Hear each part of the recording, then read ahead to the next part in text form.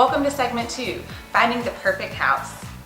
So finding the perfect house is kind of difficult sometimes. So we need you to make sure that you can jump in and help us. So the first thing we have to do is something that's called the buyer agency. You've probably had agents want you to sign this several times over again.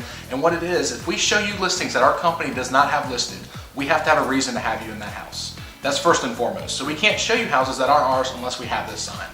I like to equate it to a permission slip. As your agent, I'm responsible for you. I'm responsible for making sure I'm showing you houses that fit your budget and fit your search criteria, but I'm also making sure that the seller knows that I'm bringing qualified people and qualified clients through the home.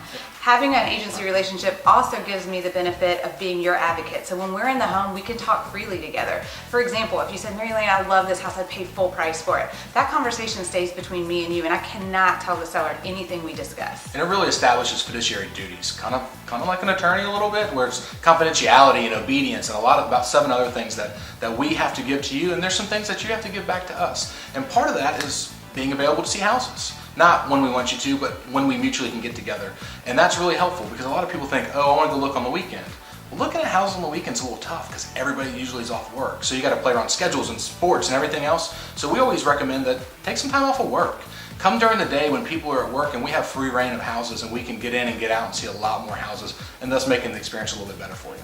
Right, and it's also important that when we're doing the search, as I send you listings or as you're looking at the houses on Zillow or Realtor.com or LivingColumbia.com, that if I'm sending you listings or you're finding houses that you like but you're not familiar with that neighborhood, go drive through that neighborhood before we make the appointments to go look at the houses so that we can best use your time. Yeah, and so we also want to set expectations. We're going to block off time of our schedule to make sure that we can show you free and clear. So we also ask the same in return. And when we're looking at houses, a lot of sellers are going to put a lot of time and energy into getting the house clean and ready. So we want to be sure we're playing nice with them as well. So if there's a house that you may not know if you want to go look at, like Mary Lane said, go take a drive by and let us know. So once you find your dream home, the next step is actually sitting down and making an offer. When you're ready, we will pull comps for the neighborhood to show you where that house is currently priced and whether we think there's any negotiating room or not. And then we'll sit down and we'll go over the contract, which is about 10 pages.